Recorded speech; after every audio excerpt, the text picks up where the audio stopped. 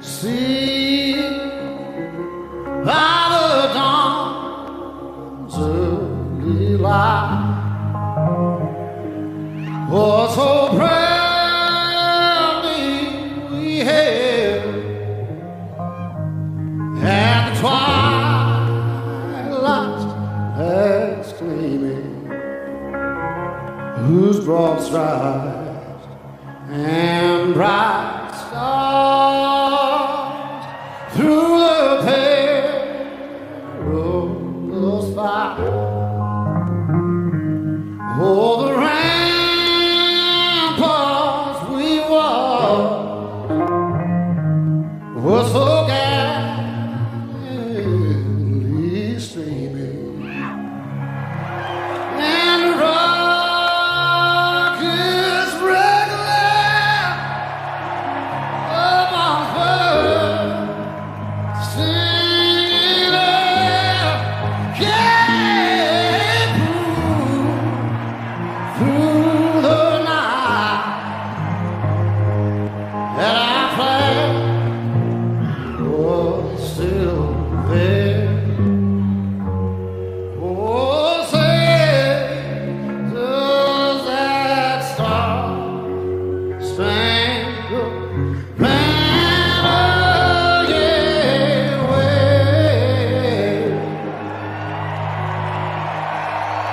Oh, the land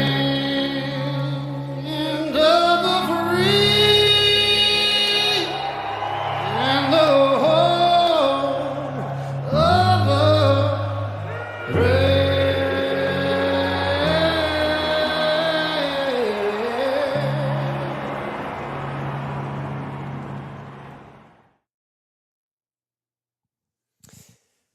Good morning, good Friday morning. Coming at you live on Rumble X and YouTube every weekday morning at 8 a.m. Eastern Time. Today is Commodity Friday, and I think we got sound. We have everything. Everything looks good. So we have some major topics this morning that we want to get to. The personal consumption expenditures, the PCE. This could be a tipping point for the Federal Reserve, and we can see what yesterday what happened in the markets. We can see what the markets are looking at. All right, so we'll take a look at the stocks today. A couple things we want to look at. I want to take a look at soybeans. We have a harmonic structure in that, and there's always this underlying negotiation. I think we're at this point in the Trump administration where China is going to probably become more and more of the topic, right? We saw how President Trump did this at the beginning. He used a lot of other countries like Vietnam, like the Philippines. Trying to think of who else. Canada, Mexico. Some in South America. We're going to see that today talking about Argentina. Tie that together with the agricultural stuff today and also resources, commodities. And then how he's used these other countries to put pressure on China, okay? And we're seeing that with India too. And we're seeing that with Turkey, right? President Erdogan of Turkey was at the White House yesterday, and they were making deals. Right, it was a deal day. 50 Boeing airplanes, commercial airplanes for the Turkish Airlines, and if Turkey will stop taking in Russian oil and refining it, then President Trump's going to open up the ability to buy F-35s and F-16s again. And why does that matter? Well, because they were sort of restricted. They kind of got taken off the list a few years ago. And this creates other turmoil, right? This creates other ripple effects. So, Greece isn't going to be happy about this because Turkey and Greece don't get along. Who else won't be happy about that? Probably India, Israel. Israel's probably not going to be happy about that. So again, to try to put pressure on Russia, this is what it takes sometimes. We've seen that go on with India. We're seeing it with Turkey. And so we're seeing this pressure being put on China. But that being said, I think what we're going to see is as we enter into the second year of his presidency, I think we're going to see China become more and more of the topic, right? We can see Treasury Secretary Scott Bessent trying to arrange the conversations, trying to arrange a meeting for sometime, late October, early November. That was going on a week or two ago. And then we see Scott Bessent getting actually a phone call between President Xi and President Trump. And so we're going to see that happen more and more. And so this is why Argentina and South America matters. And this is why we're seeing, this regular activity that goes on down there, whether it's, shooting down these little boats that are coming across or the whole situation with Brazil too, with Jair Bolsonaro. Okay, he was like a Trump candidate down in Brazil, was well respected. The people loved him, a person of the people. And then he got stabbed. And then he kind of got railroaded, almost died from that, I think. I think it was pretty bad injury. And then he gets railroaded politically. And now I think he's on, it's one of these sentences that just makes no sense. Really, a sentence like I don't know I forget the number, 20 or 30 years for like doing nothing, right? One of those kind of deals, some political violation, they can always get you on that. And so and President Trump's been putting tariffs on Brazil to try to get access to a fair election, right? Because Lula da Silva is the guy that's basically been put in office there, and that's a problem.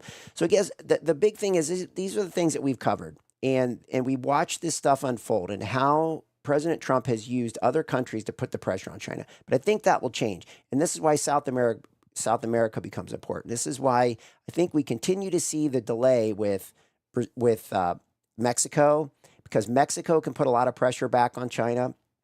China moves a lot of goods through Mexico into the U.S.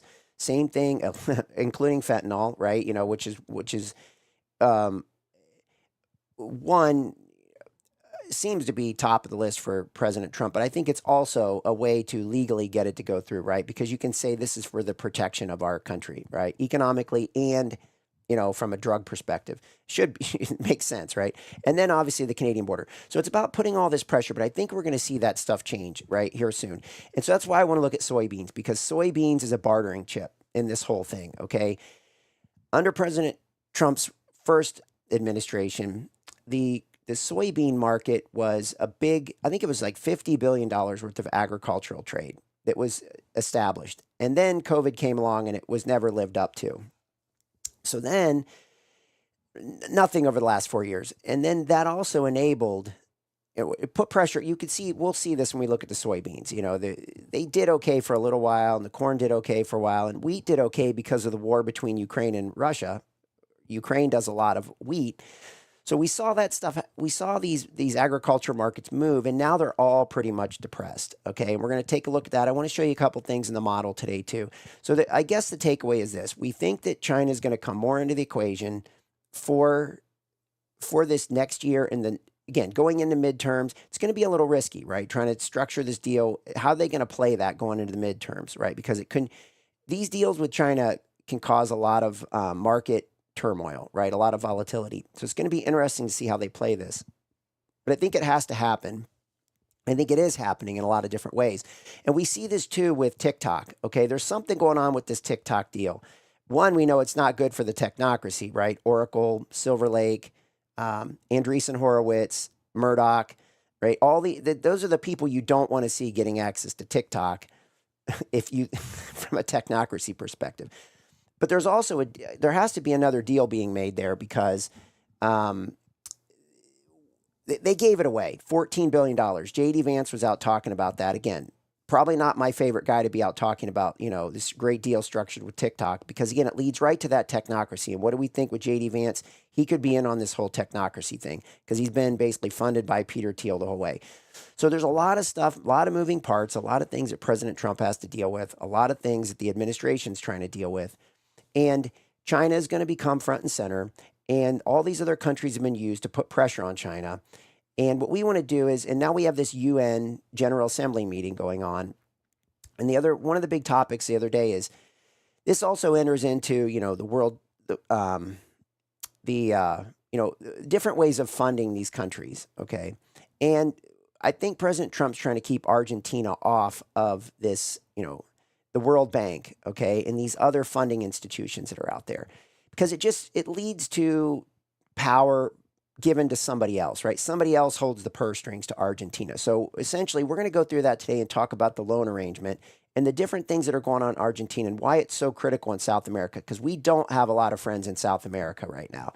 Okay, so I think that gets it. The PCE is a big one today. Let's go through the economic data, get that going, because we've got that out at 8:30. We want to see it, watch and see what the reaction is on these markets when that actually hits. Okay, so let me switch over here. Let's hit our economic data. Let me clear this off. Okay. All right, here we go. Okay, so this is the week in overview. Won't spend a lot of time on this, but again, a lot of Fed speakers, okay, on the back of all these central bank rate announcements from last week. We had 4 big ones. We had another one the other day, Switzerland, right? Held rates at 0. We talked about that one yesterday. The 5 big central banks of the world announced over the last week, from middle of last week till the end of this week, or till the middle of this week. The other big thing was this manufacturing PMI. Lots of manufacturing data. Watching this in coordination with the Russell 2000 index. Okay, we just introduced that one in the last week or so. Another index. So again, we have the Dow, we have the S&P, we have the NASDAQ, and we have the Russell 2000. And each one of them gives us a different look at something. Okay, the Russell 2000 gives us a look at small business.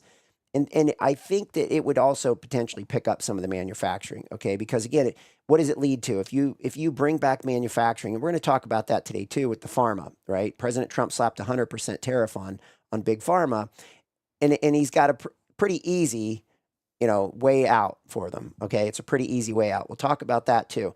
But the key is, this, if we're going to see the manufacturing pick up, there's a good chance it's going to trickle through the Russell 2000, Okay, because again, if you bring back manufacturing, it's going to bring a lot of feeder shops, a lot of small business that supports that manufacturing, and that's why manufacturing is so important, and why we need to bring it back to the U.S. and not let it all go to Asia, China, and all. And if we have AI and we have all these things coming, okay, and we're going to get into that too, that but if we have all this stuff coming in, we're going to increase our productivity, and it's going to come down to machines and robotics that are going to be doing a lot of the work. It's really not going to come down to labor as much as it once was, right? So that's the reason that it made sense, or there was an excuse to move all of our manufacturing to China, was because it was cheap labor, all right? Well, if you're going to go to robotics and automation and AI and all these other things that are going to hopefully increase the productivity, then there's really no reason to have that over in China or in Asia. We should be bringing it back. Okay, so that's another factor in this whole thing. All right, so watching this manufacturing, watching that kind of stuff, I've got the home sales updated. We had some, it was trending in a bad direction on the housing. So we got new home sales on Wednesday. We got existing home sales. I think it was yesterday, and the first 3 or 4 data points in the housing was really pretty grim. And then we just turn around and we get 2 great prints in existing home sales and new home sales. We'll take a look at that. And then today, the big one, the personal consumption expenditures index. I would say that that's probably the biggest data point of the week. And because the Fed's at a real tipping point, all right? And how do we know this? Well, we've got Stephen Moran out talking. And once we get through this economic data, we're going to pick that up right away. Okay. All right, so let's take a look at this. Let's review yesterday's economic data. We didn't catch this live. I should have. I don't know why I got sidetracked and we didn't look at this live. But again, we had the Swiss National Bank rate decision, expected at 0, came out at 0. A little bit of talk of going to -0.25, -1/8, something like that. It would be really bad headline. I don't perceive them doing that unless they absolutely have to, but they might have to. So that's what we're watching into the end of this year. The Swiss franc's taking it on the chin. The euro's taken on the chin. Pretty much all the currencies on the other side of the dollar have taken on the chin in the last couple of days. Dollar's had a really good rally the last couple of days. Why does that matter? Well, if we get a chance, we'll look at that chart too. We got double top in the euro and a potential double top in the dollar. And we talked about that earlier this week, I think, probably on Monday, right? This potential double top in those 2 markets. And so will there be any follow through? Okay, that's the thing. We're getting near some points where we'll see if we're going to get a test. This move down so far in the euro and the Swiss franc and the move up in the dollar so far has been a pretty easy move. You're not ruffling any feathers. We start pushing through these levels. Now, all of a sudden, some things start to change. People have to change their positions. We get a lot of shifting taking place in the currency markets. Currency markets have been very quiet. And people are saying, oh, yeah, it's all fixed. The currency market's going to be quiet forever. That's what I heard about gold in 1998 to 2001, too, when people said, yeah, gold, yeah, you don't need to own gold. There's no reason to own gold. When it was $300 an ounce. They're like, yeah, it's done. So it's the same, these big trends. And so that's the key. Are we entering into a trend with these currencies where we're going to see some of these currencies go away? We got war, we've got all kinds of things that could potentially drive this dollar way higher. Manufacturing coming back, better economy in the U.S., a lot of different things, right? Again, if money wants to come to the U.S. because it's, because it looks like the shining, beacon on the hill, then the dollar is going to be the recipient of that. Okay. And the dollar can rally. The dollar will go away because we see all these digital, it just fits with technology, right? If technology is going to be be a success, we're going to see the dollar go away. The key is, can it fail on the upside, right? And what does that mean if it does? And this is that beginning threads of that potentially happening with this double bottom in the dollar, potential double top in the euro, and this move that we've seen over the last couple of days. All right. And then we had U.S. final GDP expected at 3.3%. It came in at 3.8. It was a huge beat, right? Again, this is what President Trump and Scott Bessent said, and everybody laughed at them. We're going to get growth, and there it is. I mean, you can't deny the numbers. And this is trending in this direction. We could look at the chart on this and see that this isn't just a one-off data point, some crazy spike. This is a trend, and this is what he said they were going to do, and that's what they're doing now. On the other side, we also said we were going to cut costs through Doge, and that's been a dud. I think it's been a dud. Now, maybe it'll come back and revive itself and surprise us, but it's been a dud, and it's very concerning from the technocracy front because, again, it involved Elon Musk and some other characters involved in that may have not been a good thing. So for those of you who've been watching the Technocracy Roundtable or, following along with Aaron Day and when I've been on there, we've talked about this stuff extensively, so I won't go into that here. moving along, we got unemployment claims. It was expected at 233, came in at 218, so less unemployment claims. That was good too. This goes into, and then this is why this PCE number is so important today, because we get the GDP, the growth is there, okay? We get the unemployment claims trending down, okay? That means jobs, we don't see employment claims rising, so the jobs are okay. And then if we get, what's going to happen with this PCE, this personal consumption expenditures number, because it's the Fed's preferred method of looking at inflation. If we get something, surprising out of here, like a really high inflation read, then guess what's going to happen? The rate cuts, they're going to do the rate cuts in October, almost for sure, right? Because the Fed looks like a fool if they come out and do one rate cut and stop. So they could come back and say, well, we did two. We didn't want to do any at the end of the year. Jerome Powell's leaving. We kind of left that up to the next Fed chair. And we also did, it was a fine tuning. We just wanted to fine tune where we were at. We thought there was we could take a little bit of heat off things, whatever. They could blame it on tariffs again, right? They can but the key is they don't, the Fed's trying to save itself right now. I think President Trump is potentially moving it to a place where it can be taken out of the game, remove it or completely or majorly remove it, modify it, or significantly change it. Kind of in that range. And so this is why this PCE data, if we get a high read this morning, then all of a sudden these rate cuts, probably a December rate cut is off the table, and maybe even into 2026, and that changes the game. So this is what we need to continue to watch on that stuff. And then existing home sales, I'll take a look at that in a second. Better than expected. Natural gas storage came in about the same as where it's at. So this time of year with the moderate fall, which it seems like we're having across the U.S., it's not surprising to see some builds, right? Natural gas storage builds going into the winter, right? That's a pretty normal cyclical thing.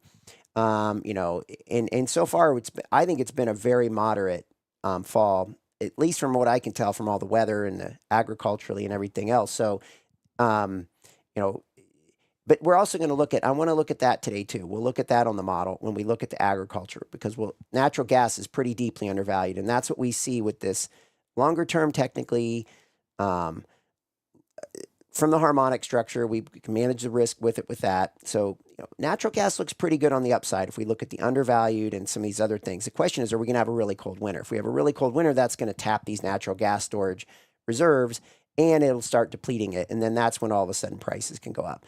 And you can see some crazy things happen to natural gas in January. I remember, 10 years ago, we just had a rampant rally in January, February in natural gas. I mean, it'll blow your mind kind of a rally. So it can happen. Okay, and then let's see. Today so the PCE comes out at 8:30. So does personal income. We get this garbage revised University of Michigan consumer sentiment number out at 10:30 a.m.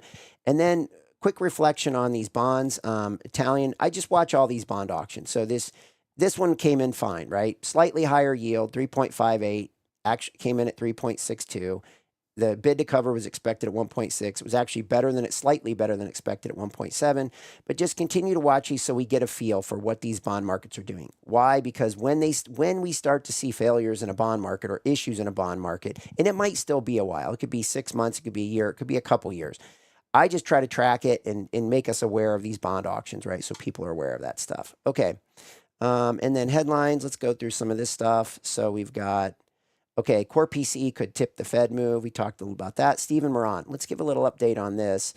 So he was making the rounds yesterday. Okay, this is the new guy on the FOMC board, was part of the Economic Council, quickly slid him over into the FOMC because he'd already been through the Senate hearing, so it was an easy move, right? It was an easy approval through Senate.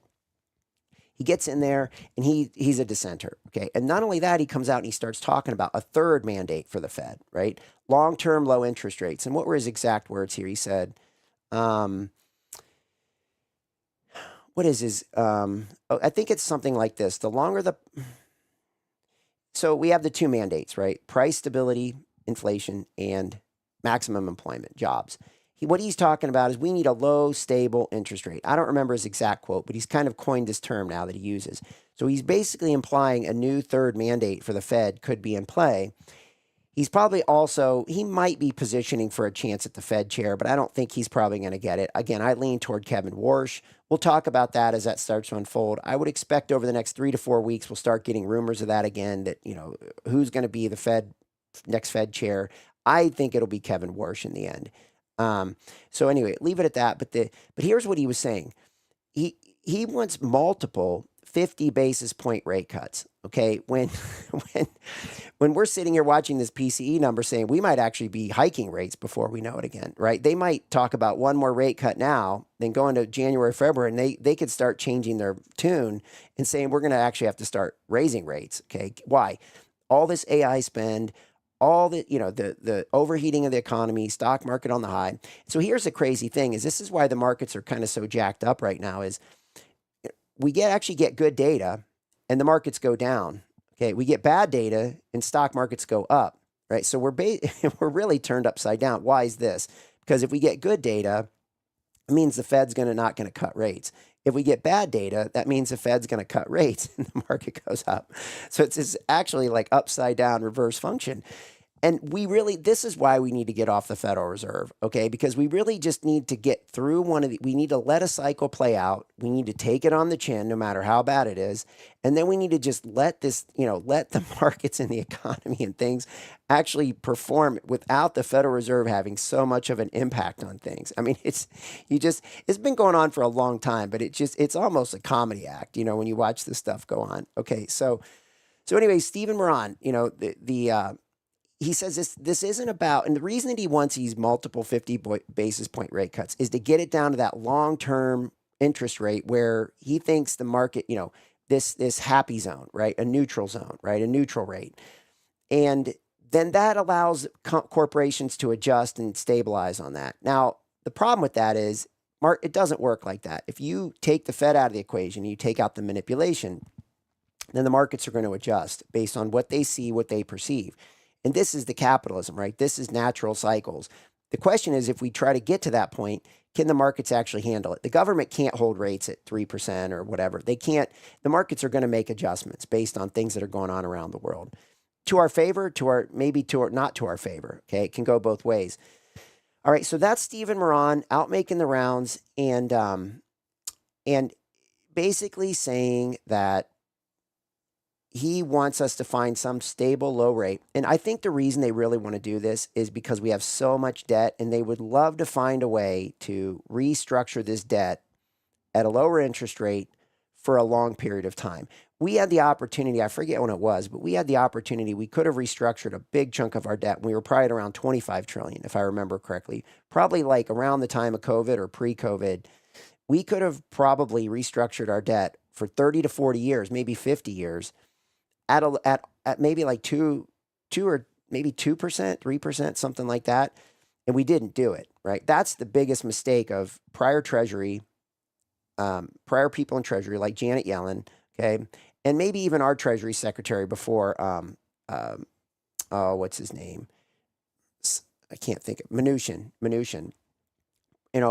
and then because he could have done some of it.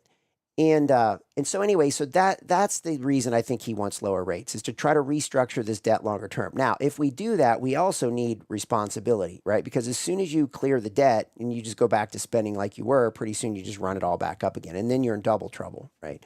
Okay.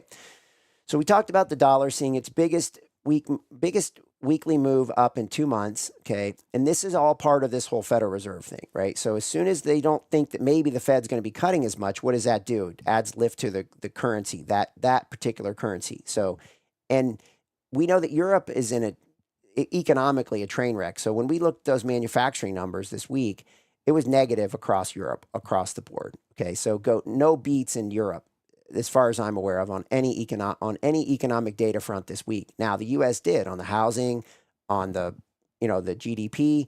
So again, we are starting to distance ourselves from Europe, right, from an economic standpoint. That's for sure. So again, people shot down the tariffs, they shot down all these things, said you can't create the growth, and they're actually doing it, right? Now the question is, inflation still hasn't gotten in check, and so that's another factor, right? We'll get to that in time. All right. Take a look at this. I want to go through what happened what's going on in Argentina. So, like I said, a lot of these countries get dependent on the World Bank and these other, corrupt lending institutions that are out there. UN-based type stuff, right? So again, this is why it's so interesting that they're at the UN General Assembly meeting that just kicked up this week. Here's the deal, right, is that the U.S. has readied the ability to do a $20 billion rescue plan to help Milei win in Argentina. So he's not in jeopardy because he's got a few more years on his term. They do have kind of like a midterm. It's real similar to our midterm. They're going to have a midterm coming up. And so the U.S. is downplaying the need for a bailout in Argentina, okay, because Argentina was in a train wreck just a year or two ago. And now they're starting to recover. They're showing signs of recovery, right? Cutting stuff, right? You probably remember all the clips of Milei going in there. I forget what his word was, but it was like, get rid of it, get rid of it, get rid of it, get rid of it. And so what the U.S. can do is they can set up what's called a swap line, okay, to back Argentina. So essentially they can leverage off of us. So think of us like the mothership, and Argentina can basically hitch on, okay, to our credit system. And that's what it's a lot of what it means. It's probably maybe a little oversimplified, but essentially what we can consider a swap line. Okay. Now, why does this matter? Well, Argentina is a very resource rich country. Okay. It's politically important. It's strategically important. They have fertile land and agricultural energy reserves are abundant, oil and gas, even renewables, important lithium deposits, important copper deposits. So again, these things all start ringing a bell in terms of defense, right? If you're trying to counter China, what are you going to do? You're going to go try to find places where you can get it, and Argentina is one of them. Now, don't think China hasn't been down there. China's been working its way through South America for a long period of time, quietly, okay? And so they've weaved their web, and they've created turmoil where they need to, and, they probably helped in financing the rigging of elections and different things like that, okay? So this is a battle. This is another one of those battles between the U.S. and President Trump using these other countries to hit China. And this is a perfect case in point, all right? If you can go after Argentina, and why do you want to do that? Because they have the world's second largest shale gas reserve, okay? They have the world's fourth largest shale oil reserves, okay? And this obviously means fracking, right? And U.S. technology and U.S., bringing in U.S. Technology through U.S. refining and drilling and fracking technologies. Okay, so it's good for our business too. And we don't have a lot of other great relationships down in South America right now. So this would be a good kickoff point, an easy start. Right? Milei aligns pretty well with Trump and aligns pretty well with, the West.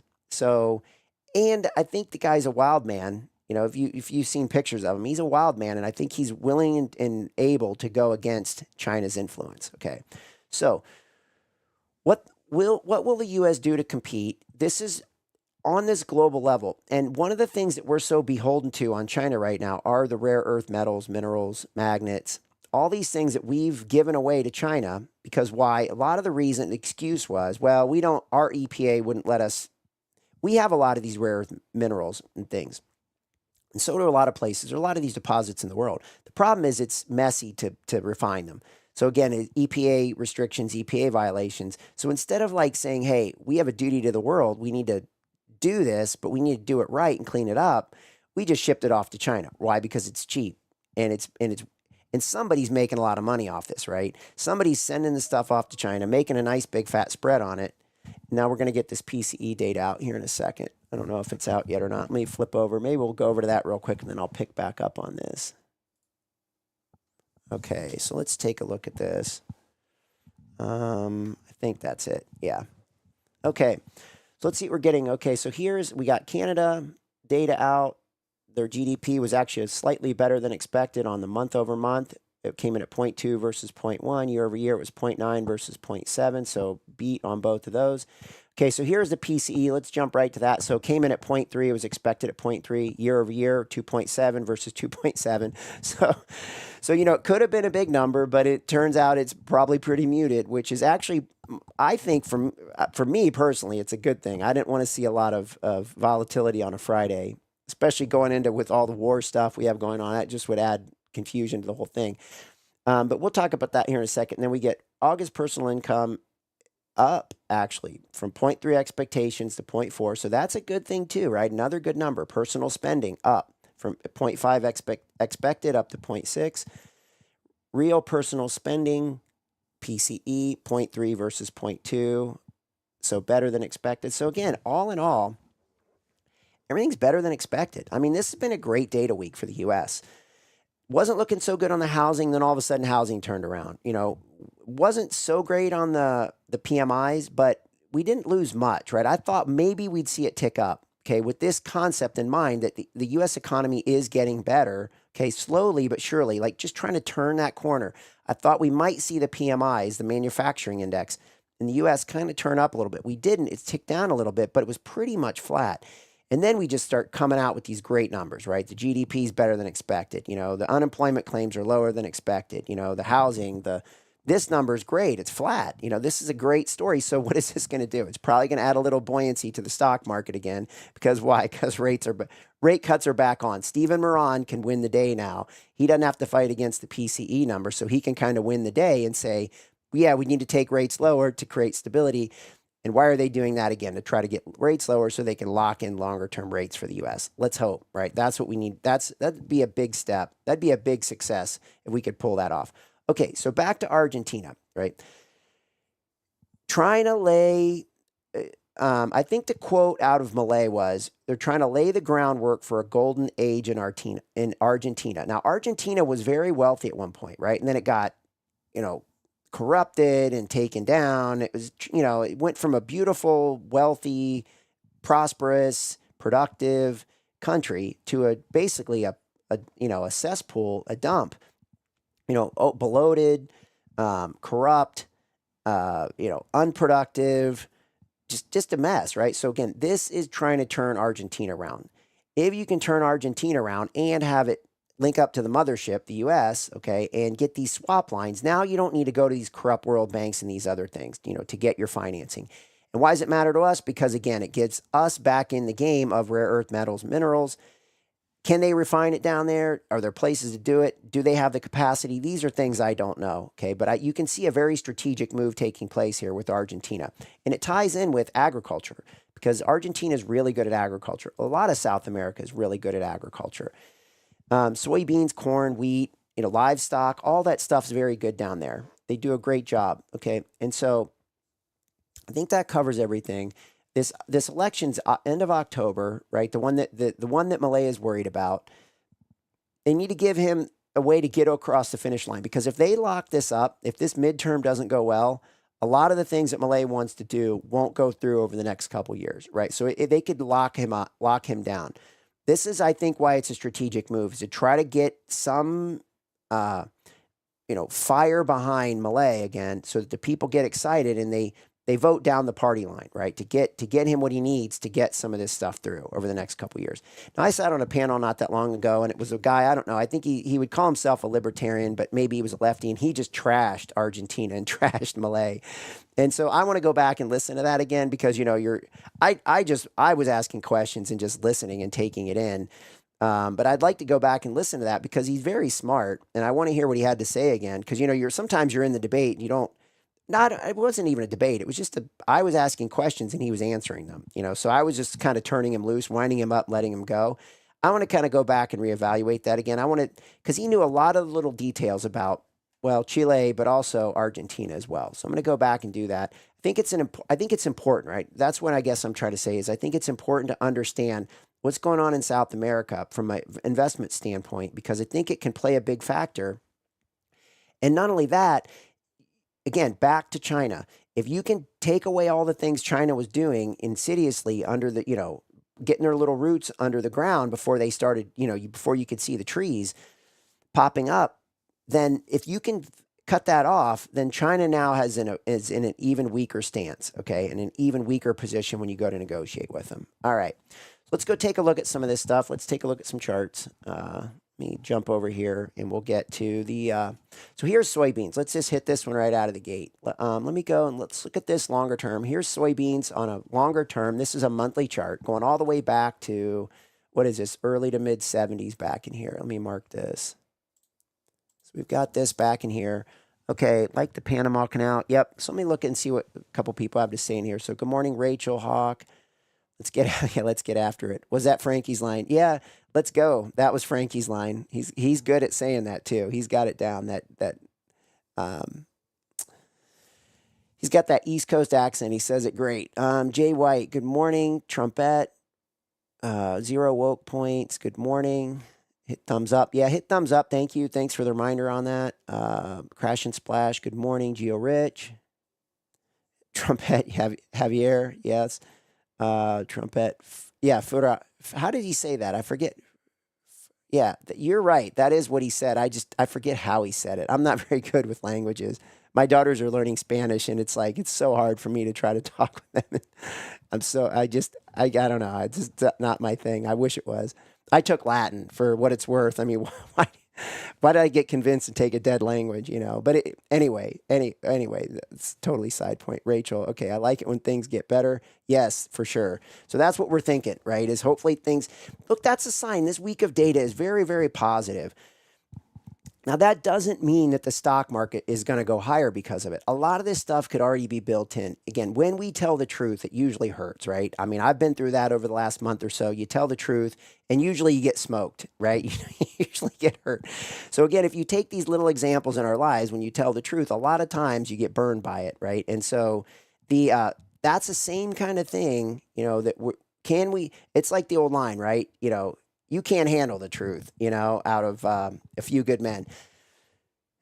Can we handle the truth? That's the key. And so, but again, in the long run, again, for later in our lives, for other generations, we have to clean this up, and that's the thing. I think we all know that. It's just nobody wants to suffer the pain, but I think we have to clean this up. And that's why you have to give. As leery as I am on a lot of this administration in terms of technocrats and the things that are going on in the digital currency and the stable coin and the Genius Act and the Clarity Act, as leery as I am on all this stuff, you're seeing a lot of good things happen. And you have to give President Trump the benefit of the doubt right now because he's doing what he said he would do. You don't always like I don't always like what I see going on and how it unfolds. But the bottom line is when you see weeks like this and Europe's data is getting worse and ours is getting better, you know that it's a differentiation is taking place. Okay, so back to the soybeans. All right, so here's the monthly on the soybeans. You can see a long period of time in here from mid 70s until early 2000s. It was in a sideways pattern all the way through here, and then it breaks out on the upside. And when was this? 2000. So again, what caused that shift? The ethanol craze. Okay, it provided not only for corn, but it provided a shift for the whole agricultural space, right? Because in the end, all these different agricultural products are connected. And so when you take supply away from one, then what does it do? To go to something else like ethanol, what does it do? Now, all of a sudden, people will start leaning on other agricultural products, to fill that void. Okay, so if you can't expand the global supply, then when you take away some of that supply for something like ethanol, then it provides this lift, okay? And this is why, Trumpet's question on RBOB was so important, or on ethanol and the impacts of corn with ethanol, right? We went through that, I think, last week or the week before. I thought we did a nice job on that, and Trumpet followed up with some great questions. And so, again, I think we learned a lot in terms of connecting to ethanol from corn, which is like 40% of where the corn goes is to ethanol, and how it connects to the energy markets. And where does it plug in? It plugs into the RBOB gas. Okay. So, anyway, back to the soybeans, right? All in all, you can see soybeans look pretty good. Okay. They're depressed, but they're depressed at the prior highs. So that's the key, right? We look at those three circles I have, up to that level at 1,052. And now it's sitting right back down around that area. Now, could it dip down into here? Sure, right? There's a moving average down in here, that blue line. You can see I've got a couple fans coming off of that just to give us a range of where that moving average could go. And so you could see this soybean still struggle for a while, but it looks fairly good. All right, weekly, let's take a look at this. It's kind of choppy sideways. A little bit of an energy build. You can see I got a couple purple boxes marked on here. You get an energy build. Nothing really happens. A little bit of a false move to the downside. You get another energy build in that one. Sometimes when you get two energy builds and the first one doesn't work, the second one really takes off. And that's what we see here. We get the second energy build where that purple shaded box is at, and bam, soybeans take off. This was in early 2021. Okay. And then they've drifted lower ever since. Now let's take a look at this on a daily. You can see it looks a little bit different, right? You can see the trend down, okay? And you can see it's depressed. And what I have on here are the pink lines. This is a harmonic structure, okay? So they look pretty tight, what we're going to do is we're going to look at this on a shorter time frame here in a second, and we'll expand this out so we can get a little bit of a look. Okay, now, a couple things. You can see this black moving average coming down, okay? And we can see, you know, this kind of this space in here where you could, it wouldn't be hard to see soybeans make a move up into that area. Now, let's look at this. Where do I have that? Let's hope I can find it. Oh, geez. I had it all drawn up. Now I don't know where it's at. Good grief. Here we go. I think this is it. Okay, this is it. All right, perfect. Okay, so here's our harmonic structure. Now, if we look at this, those pink lines, okay, that we see going across there are the same exact ones we see here on this shorter term chart, right? So that one was a daily, that one before, this one's a 55 minutes, so basically an hour. And this is where the harmonic structure came in, right, where that purple circle's at. And then obviously we get the energy buildup zone, the pink shaded zone. Okay, and then let's just draw some reactions to this. Let's just see what we've got so far. So, you know, you can see like, okay, we came down to the 1/8, back up there. We came down to the 3/8, okay, almost back up to the 2/8. We'll go ahead and give it credit for that. And we kind of chop around sideways for a while, back up to the harmonic structure a couple times, poke their head through, okay, 3 or 4 times. And then it comes back down a little bit through the 1/8, comes right back up. See, this is what we love. When we get retests of this breakout zone, we get this spike up, that retest right in here. I'll just put that little yellow spot up above it right there. We get that, and then you get this move down, okay? And then what do we get? You know, it goes straight down, hesitates at the 3/8 for a little bit, and then now you can see we're spending a lot of time around the halfway, a retest of the 3/8. Okay, so again, it's responding pretty nicely to this harmonic structure. Now, it's at the halfway, okay? If China is going to come into the negotiations more in the coming, you know, in the months ahead, and soybeans is going to become sort of a, you know, a bartering chip for the farmers, right? President Trump seems, for everything we can tell, seems to really love the farmers. Now, he's been pretty busy doing a lot of other things, and he hasn't had a lot of time to dedicate to the farmers. But if we go back to negotiations with China, and if this opens up the end of October into November, can we start putting negotiations with China on the table? It's going to take a long time. I don't think this thing's going to resolve itself in like one meeting. This could be a multi-year process. But if soybeans come into the equation, and we know that they likely will, because again, that was the bulk of the $50 billion agricultural deal that President Trump structured before COVID, and then never got to implement because he got busy, you know, dealing with all that stuff, and then the Biden administration didn't enforce it. Soybeans can become a factor. So what we want to be looking for is what's going to happen at this harmonic structure. Now, one thing I haven't talked much about is halfway failures, all right? They don't happen very often, 5 to 8, maybe 10% of the time, somewhere between 5 and 10% of the time. But when they happen, they tend to produce big moves. And where are we sitting? Right at the halfway. So if a negotiation comes up, this market could spike really quickly, okay? Does that mean it's resolved? No. All we want to do is use these harmonic structures to measure the risk. So if this market goes sideways at this halfway for a while, okay, and we get negotiations starting to heat up with China, all right, then we want to use this pink shaded zone to see, like, if soybeans spike, do they spike through that pink zone, or do they just spike up to it again, okay? So we can start to use this to manage the risk, all right? And we can think about the negotiations in a totally different way, okay? It's a pretty big range, but nonetheless, if we're paying attention to this harmonic structure, we can potentially take advantage of these negotiations when they're going on. So where's the downside on this? Let's take a look at that. We'll look at this together. Let me see if I can pull this up.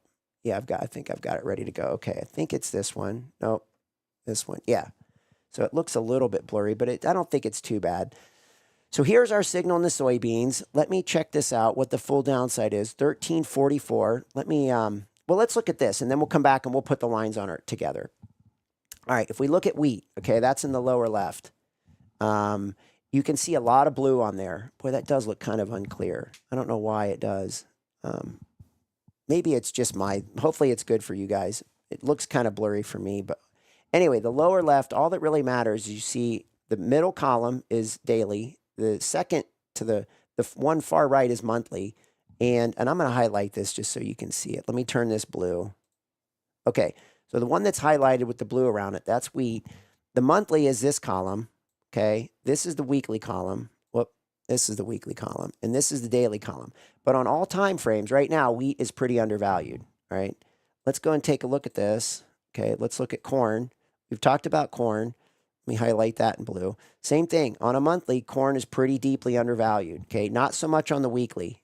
All right, it's down there. It's like 22, 27, 22. That means this is our synthetic sentiment measure. That means when everybody thinks it's going down, it probably the last sellers have sold and the sentiment is low, and usually markets bounce. Okay, because why? There's a lot more potential buyers than there are potential sellers, right? All the potential sellers have already sold. There's a lot of potential buyers, right? Either profit taking or something changes, short covering, profit taking, short covering, right? If they're short this market, then they have to buy it back to cover their shorts, take their profit. So it's profit taking, short covering, and maybe something good comes out on corn, okay? And then daily, we have a little bit of undervalued. So let's get rid of that. And then let's look at soybeans. Not so much on soybeans, right? Soybeans, I would call it pretty flat. Now, we also have this is that monthly signal in soybeans that we're looking at, okay, that harmonic structure, right? The monthly signal on the right in the yellow, those little yellow dashes, right? That's the soybeans. So we'll come back and mark the full downside objective on that in a second. And then let's look at natural gas here. So natural gas is also getting pretty undervalued, all right? We've been looking at this natural gas, and we'll take a look at that, but tuck that away. Monthly, it's undervalued. Weekly, it's undervalued, and it actually has a little daily harmonic structure on it, so which maybe is worth taking a look at as well, but probably not during the show, but I'll look at that after.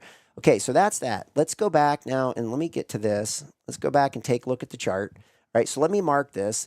Let's mark this together. We've got, let's see, the full downside on this is at 1345, essentially. It's not exact, but it's close enough. Let me put this line on here, 1345. Is that right? 13. No, I'm sorry. That's not right. That's my mistake. It's at 976. I was looking at a different signal. 976. All right, here we go. 976. 976 and 2/8. There we go. Okay. Let's go ahead and turn that to bright green. Okay. So what we have here is our downside halfway where it stopped and hesitated. Okay. And we know that this is the full downside objective. Okay, 976, all right? And if we go back and we look at this daily, let's look at the weekly. No, the monthly. Okay, so where is 976 on here? So 976 is like right around in, let's just call it like this area. It's right around in there. So that yellow circle inside the purple box over here, that one right there. So that is the downside objective. So again, it wouldn't even break that purple line, right? This, again, I've got a lot of lines going across here, but my point is this, a full push to the downside at 976, okay, would actually be welcome, right? It's a great spot to be a buyer. The energy's out of it. The full downside played out. So if all of a sudden, I don't know, the harvest season comes out great, right? We'll get crop reports. We probably should start watching some of the crop reports here soon, just to get people familiar. But if we get a bad crop report, or we get, or a good crop report, tons and tons, like soybeans did really well, and that pushes it down to 976, this could be a spot to buy. Now, the question you have to ask yourself is for how long, right? Sometimes these deep undervalueds can take a while. So if we get down in there and we get undervalued, it might take until spring again, right? So again, sometimes these things are long-term things. And the key is if you think it's going to potentially move higher in the spring, you start trading it through the winter, right? You're patiently waiting for little dips. You buy it, you sell it. You buy it, you sell it. Buy it, sell it. Try to get yourself in a really good situation for a potentially good season next year where you're going to get, prices coming up in soybeans. What does that mean? Negotiations with China, with President Trump. Right? In the end, who's probably going to win here? I think President Trump's probably a better negotiator over the next coming years than President Xi. And I think he's positioned himself incredibly well. He's leveraged the U.S. quite well, using all these different countries to put pressure on China. Is China doing the same back? Again, we don't know because, again, media in China is probably pretty bad anyway. Okay, maybe really bad. And maybe not as bad as we think. Again, we get propagandized here, so I don't want to overestimate the garbage that we're told. The point is, we don't know. We don't know the story in China. We don't know how good of a negotiator President Xi is. All we have is the history to go on and the fact that these are at depressed levels. So hopefully that makes sense. Ties it in with Argentina a little bit. Ties it in with the global picture. And now it gives us a way to think about this. So again, back to this level, we're stuck at the halfway, trading here sideways. Anything could happen, right? We don't know what's going to happen next. And that sounds like, well, wow, that's great. Thanks for that. The point is we have the pink shaded zone. Okay. If we get some negotiation, it shoots back up through there. We know that it's for real. That's the key. We know that there's something for real and we have something to lean against. If it goes down to the 976, guess what? A lot of energy is dissipated out of this. That might be the bottom. What does it do if it gets there? Does it hold that level like it's holding the halfway right now? So that's how we can use this stuff from a bigger perspective. You know, if you don't want to trade right now and you're like, look, right now it's a coin flip, right? It's sitting at the halfway. If it can get below the halfway, come back up and retest it, then you can say, okay, it made a push down, came back up, retested it. Now I think I can get short for this little move from, 1,011 down to 970. Down to 977. But unless someone's an active trader, not a smart move. But if soybeans gaps down to this area, okay, down to the 977, now it's a place to look long term. Why is that? Because again, back to the monthly chart, right? You could see where soybeans could make some kind of a move over time, okay, back up into this area, or potentially even higher, right? Potentially even the beginning of a bigger trend. So hopefully that makes sense. Hopefully a little bit of background on, the global ag space, how it connects to corn, how it connects to wheat. Corn and wheat are both undervalued. Soybeans aren't. Soybeans are the real, the bartering chip for President Trump, trying to get agricultural going for the farmer, right? Because again, that's just as important as manufacturing. People underestimate how important the agricultural system for the U.S. is and how well we can feed ourselves and feed a lot of the rest of the world. It gets underestimated. Just like manufacturing got shipped off to China, we need to get it back. We need to get back our ag too, right? And take care of our farmer. And don't let it get turned over to people like Bill Gates who want to corner us and stuff like that. So again, that's why this agriculture is so important. So anyway, let me come back and see if there's any comments in the chat. And I didn't get a chance to go through this stuff yesterday. I want to go through, we had a couple new guests in there yesterday, new listeners. And there's, I can see who, I think it's here. No, but I'm going to go back through and make sure I take any of the questions that came from this week. I saved all the chats, so I should be able to go back and answer any questions next week. So don't think I've forgotten about you. Okay, so there's the charts. There's that soybeans. Let's look at. We spent a lot of time on that one. Let's look at. But I think I got everything we wanted. Okay, we went through the corn, the wheat, the natural gas. Good. Let's take a quick look at copper here. Let me go to this. So copper, right? We have this upward sloping trend channel that's been building for a long time. All right. And you can see I've connected all the way back here to 2005, right? Where that big yellow circle's at. And you can see there's a lot of touch points along the way as we go forward. So you can see kind of where this trend channel comes from. And then you can see here in like 2016, right around in here, it starts to actually build a base. And we can measure that base, and we get, retest of it here. And so it's been following this thing quite nicely. We get copper, got up to all-time highs here, and it was getting a little, like, we were saying, like, look, this thing up in that green box, we were saying this is getting a little stretched, okay? There's a good chance it's going to correct, and then all of a sudden it does. It corrects in like 1 or 2 minutes, right? And it just straight down, very hard to catch if you hadn't already taken profits or gotten out of some of it. But now it's starting to base, came back to the black moving average, good spot for it to check up, and now we start getting positive talk again. President Trump's talking about copper and, trade deals and tariffs and things like that. So again, we need to be up front of that. If we wait till he says something or something comes out in the news, right, 1 minute, there's nothing you can do, right? Or if it bases down in here, we're saying, hey, this isn't a bad spot to pick up some copper. We see silver too, right? Silver hasn't been a bad place to be. Gold's getting pretty stretched. And like I said, unless something really, really, really bad is going on in the world, like a war's building, and it could very well be, right? World War III could be in the making. Unless there's something really bad going on, then gold needs to probably pull back here, 5, 10, 15%. And can these other metals hold up quite well? Copper, can it hold up better? Industrial, right? Industrial type stuff, back to manufacturing, back to the economy, right? Back to bringing manufacturing back to the U.S. So trying to connect these dots up for us, all right? And then silver, let's take a quick look at that one. So silver, I haven't looked at that one yet today, but it is so it's still marching along. It's sitting at 45. And we talked about this prior target here of back in here, this prior high. So it's actually above that now. That was at like 44.35. So this thing's now sticking its head up.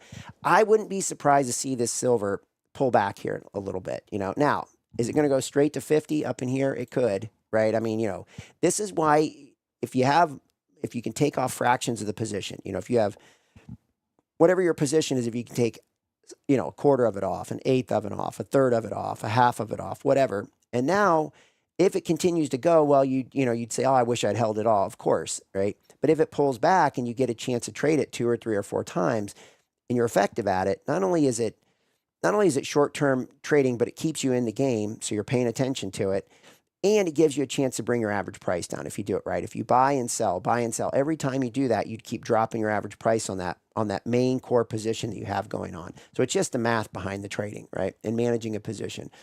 So again, there's silver. Again, we had that 30. What was the level? I don't know. I think I've lost it now, but there it is, 37.93. That was our target, right? This white dashed line back in here. 37.93 was our full upside objective. Seemed hard to get. Spent a lot of time trading sideways. Couldn't quite get there. Then it did. Went through, came back, retested it right around in here. Okay, and then it's like if it holds above this 37.93, I think we said multiple times, like, look, our job becomes easy at that point, right? Above 37.93, just hands off.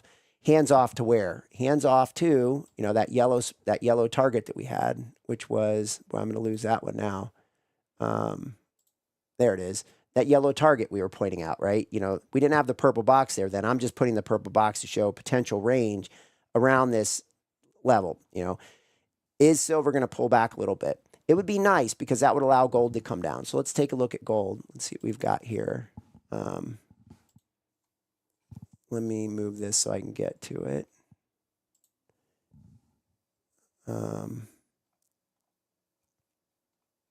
Sorry for this. I just got stuck here on this.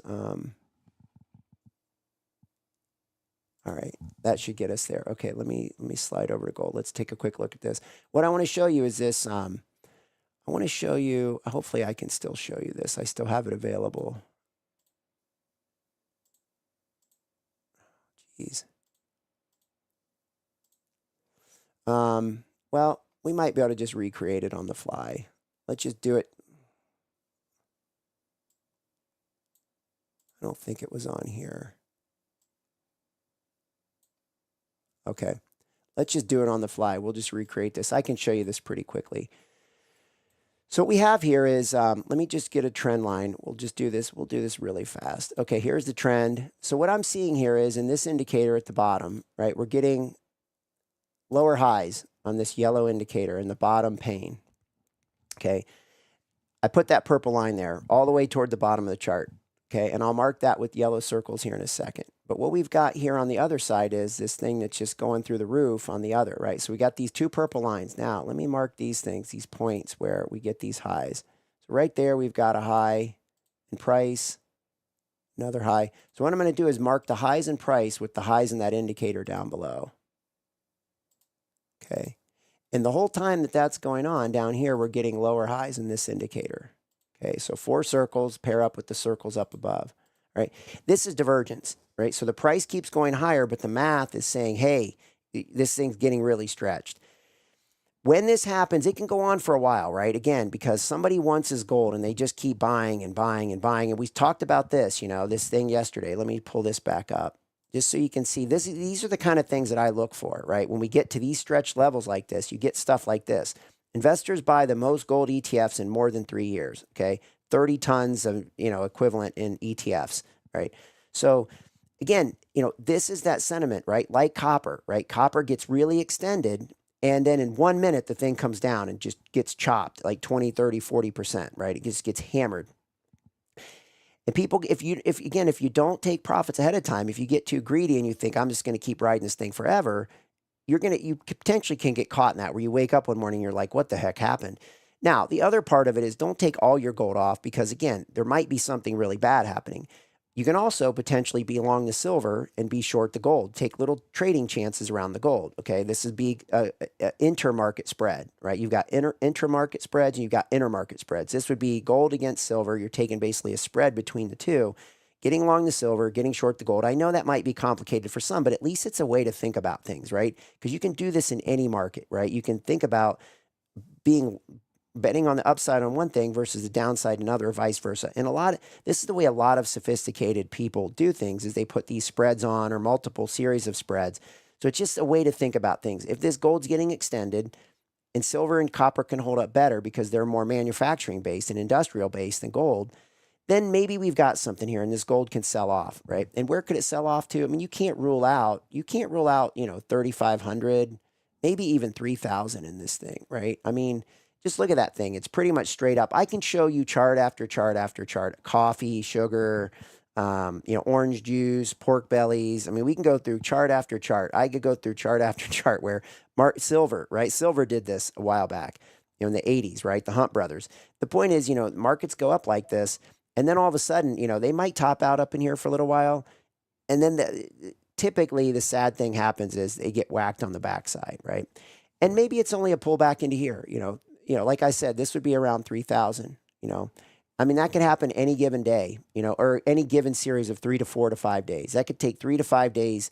And again, the old saying is markets take the escalator up and they take the elevator down, or the steps up and the elevator down.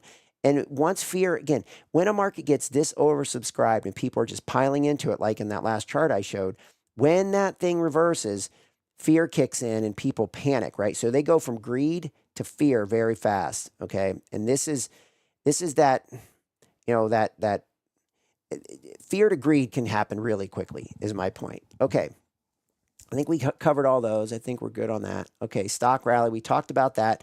I want to mention this, just go into this briefly with the stock markets. Again, why stock markets are at these highs. Let me see if we're caught up on this. Oh, perfect. Okay. So there's this guy, Einhorn, all right? Not from Ace Ventura, but I think his name's Steve Einhorn, right? I think he runs a thing called Greenlight Capital. And then there's a guy named Ken Griffin. He runs this Citadel, a big hedge fund, okay? Ken Griffin's way bigger than Einhorn, all right? But the point is, both of these guys are out saying they're smelling signs of an AI bubble. This can go on for months, though, okay? So we can't get carried away by this. What we need to do is watch the old harmonic structures in that. And I guess we didn't look at that. Let's go back and look at this again. Let's see where we're at on this thing. Hopefully I've got this available. All right. Let's go back and take one quick look at this. We won't look at all the stocks. We'll just look at the S&P. So as this thing fills in, again, what's our level? 65.74, right? The white dashed line, that's, again, it's kind of like silver, right? Once it gets above that, our job becomes easy if you want to stay long this market, okay, for the upside. If it goes below 65.74, you have to reevaluate. But until then, you have to say the trend is up. And it's crazy, right? I don't like this. I'm kind of with Einhorn and Griffin to some degree, but I also know how far these markets can run, especially when you say, like the other day we were talking about, they're talking about pumping $4 trillion into AI. And not only that, they've got a council of companies, DocuSign and a couple other, that are all saying like, this AI thing isn't moving fast enough. And when that happens, you have to really question what's going on and say, why are they saying this? Like, why, you mean $4 trillion in the next 5 years isn't fast enough? It smells like bubble territory. But I think you have to ask yourself, this is why this technocracy thing to me is so important, and why I'm spending time on it is that I think that this is where, the bad guys, right? Evil is trying to take us, is to the technocracy, because they get the control, they get the power, they get the money, right? And they get to play with their little toys, right? All these, data centers and all this other stuff. So, that's why I think it's risky of what's going on. But again, you can't trust Einhorn, and you can't trust Griffin too. But I do listen to what they say and I put it into context. Okay, so until the takeaway is this: till the S&P 500 drops back below 65.74, I think the bias to the upside. We talked about this yesterday. I think it was sitting right here when we ended the show. I said I think we're going to get a bounce, and we didn't. Right, we get sideways. We actually got a couple sharp moves down, and then a rally back. Then a sharp move down and a rally back. That's reallocation going on. I don't want to get into too much of that today, but that's some of the big boys moving positions around, right? Maybe broadening out, doing some different things. And that's why we're looking now at the NASDAQ, the Dow, the S&P, and the Russell 2000. Okay, we want to make sure we're looking at all these And we want to look at the Nikkei in Japan. We want to look at the DAX in Germany. Maybe pick up a couple in South America, a couple other places. We've talked about that. I'd like to start introducing some of those.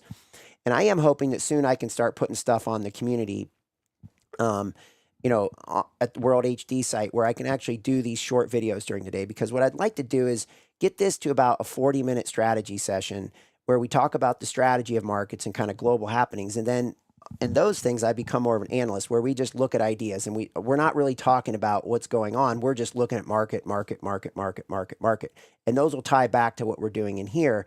But that way you kind of get the strategy, the big picture type stuff. And it's good for me because it forces me to think through all this stuff. But then it's also, we get the analyst side of things where you're actually getting like actionable things you can do, right? So that's the goal. It just takes me time to get there. And I hate to overpromise because I think I'm guilty of that sometimes, because I think sometimes things are easier than they are. And I know how hard this has been to actually start doing those videos for that community. And without having the help of someone like Frankie, it gets tough because technologically I get encouraged and I get ready to do something, and then I run into a headache, and it's like, oh, geez, so you either have to fight through it on your own or get help or something like that. So anyway, so that's that. That's the stocks. Let's go ahead and finish this stuff up here, and hopefully we can get out of here in a couple minutes. All right, save you guys. I don't want to go on forever. All right, so that's that. What they're talking about is Einhorn was talking about, and he's a good analyst, right? And he's a decent short seller. So what he's really trying to say is that they're just pumping. It's simple, right? They're pumping so much money at this. Can they get the returns out of this? Return on invested capital. That's what they're questioning. They're pumping so much money into this. Where's the return on invested capital?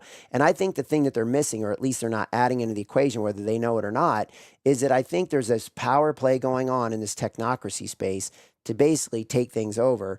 And that's what they're missing, okay? They're missing the fact that this isn't necessarily about return on invested capital for the customers, for the people.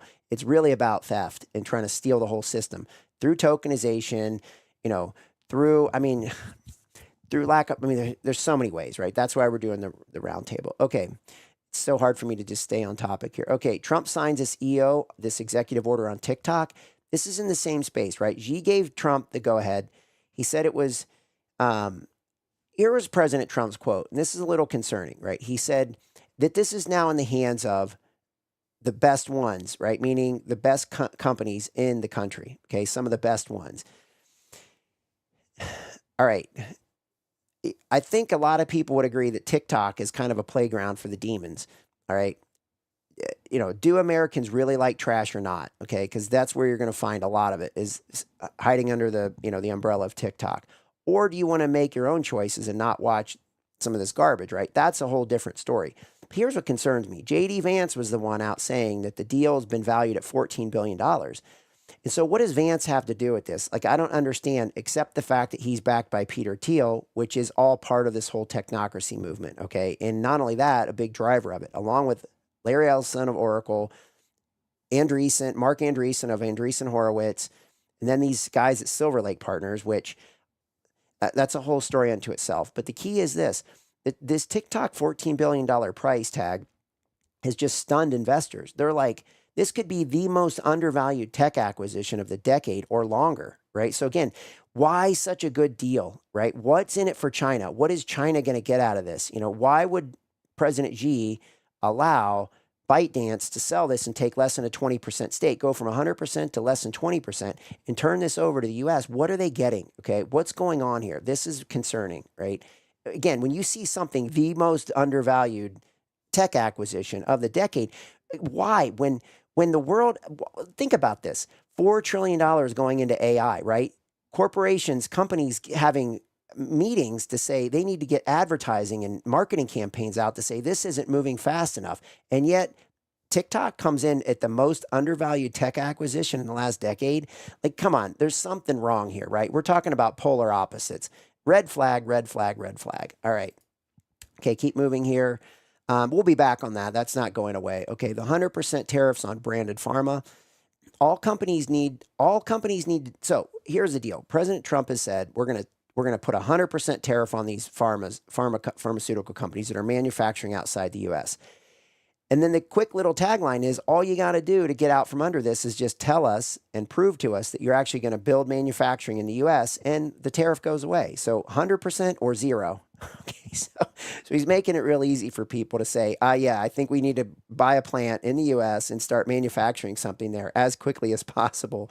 We need to do something there, right? Whatever it is to meet the hurdle. The question is, can the administration set a hurdle and then raise the hurdle so that, again, more comes back to the U.S., or is it just a gimmick, right? Like we saw with Carrier and these other things in Mexico in Trump 1.0, right? That's, if you followed that story, you'll know what I'm talking about. But the key is, that's that on that one.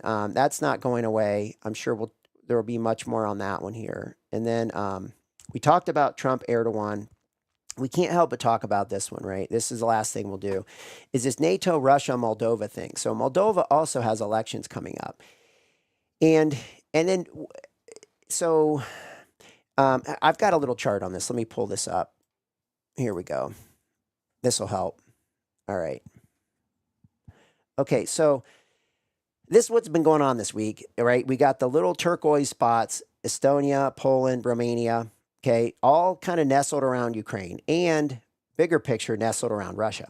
And then we have Denmark, okay, the little pink spot over there, where apparently, the or yellow or orangish, right? Suspected incursion. So what this means is the yellow is the NATO members, okay? The turquoise is NATO member reporting incursions by Russia, okay? Again, reporting, right? These are the keywords, reporting. And then the other one is the suspected incursion, right? Again, reporting and suspected, okay? This to me is like ripe for false flag material, all right?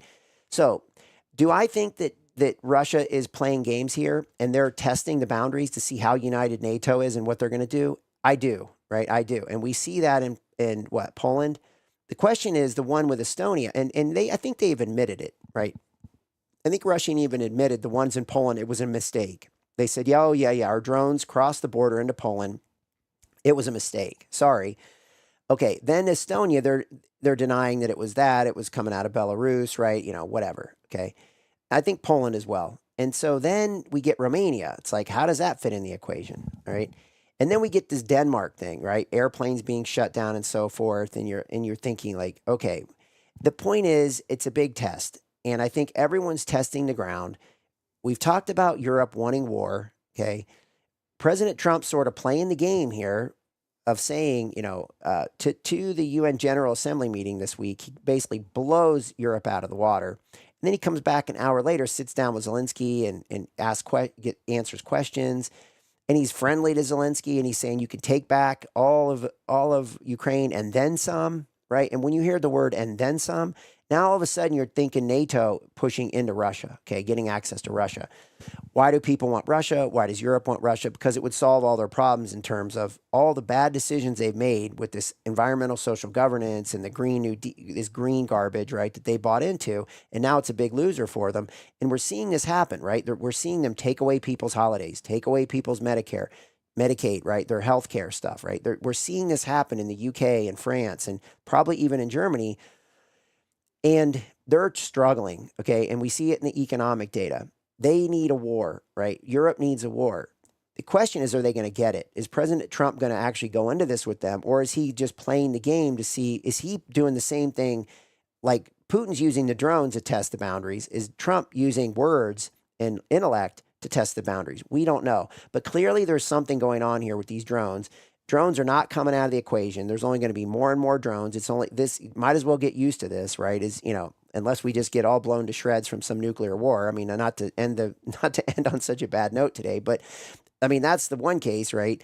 The other case is if that isn't the case, then we're going to have drones. This is only going to get worse. And the AI and the surveillance around it is only going to get worse. And the confusion as to who is doing what with these drones is going to get confusing because you can't tell whose plane it is, right? You can't even tell who manufactured it unless you probably can with some FCC, some digital profile that the thing puts out. This gets so confusing. The point is, this is escalating.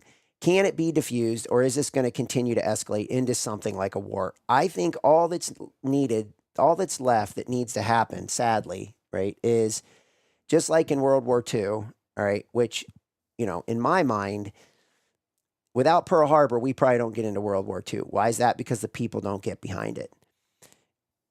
You have some kind of an event that kills a lot of people, and it can be publicized, and it can be rage baited on TikTok or all these other platforms.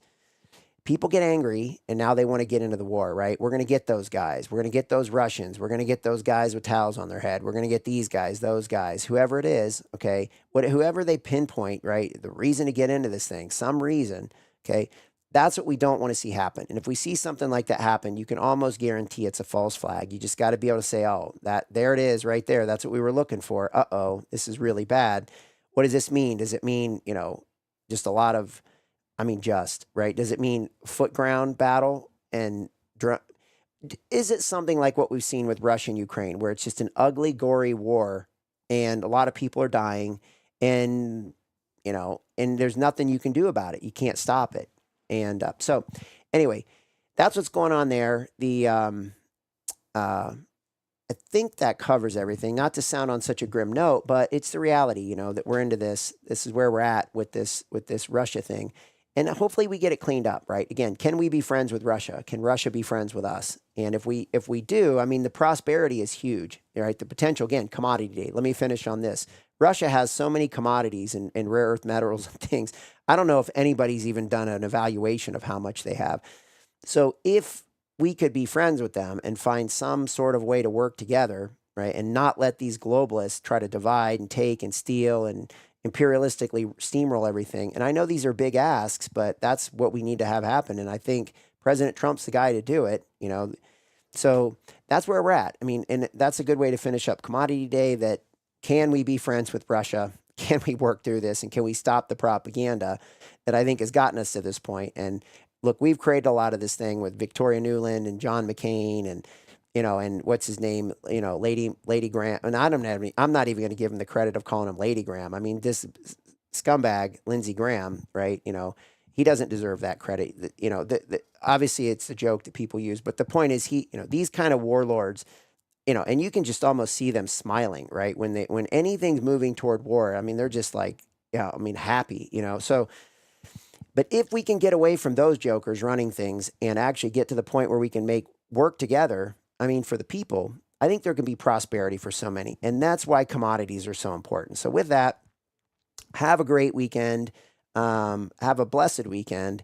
And we'll come back Monday, deal with currency. I'm going to see if I can't get some video clips going again. I only want to run a couple per show, but I do think there's a couple today I would have loved to have run. I'm like, I got to get this stuff going. The problem is I need some help on it again. So anyway, I'll see if I can get a hold of one of our old buddies, and help me out with this. So have a blessed weekend, everyone, and we'll see you on Monday. Thanks.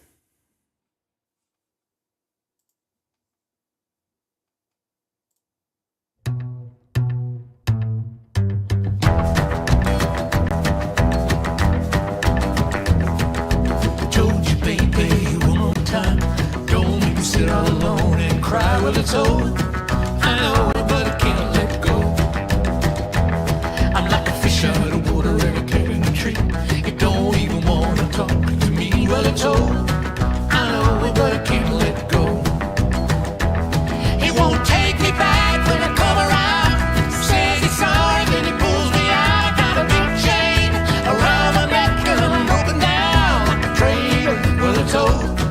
I know, but I can't let it go.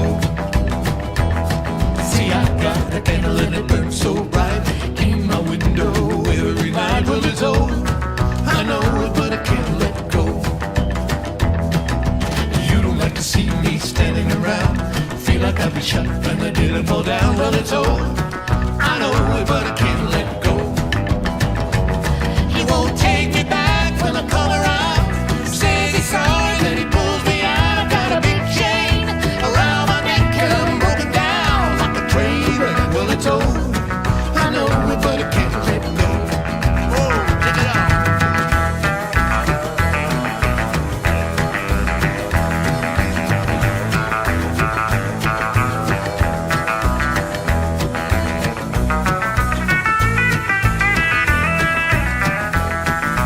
Turn off the trouble like you turn off the light.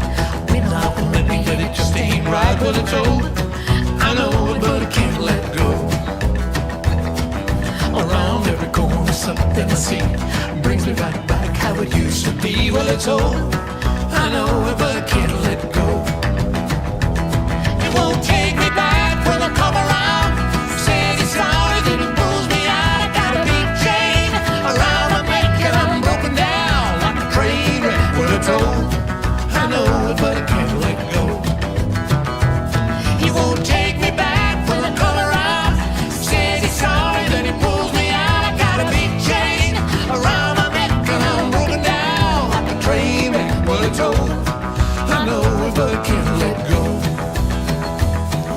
it's over.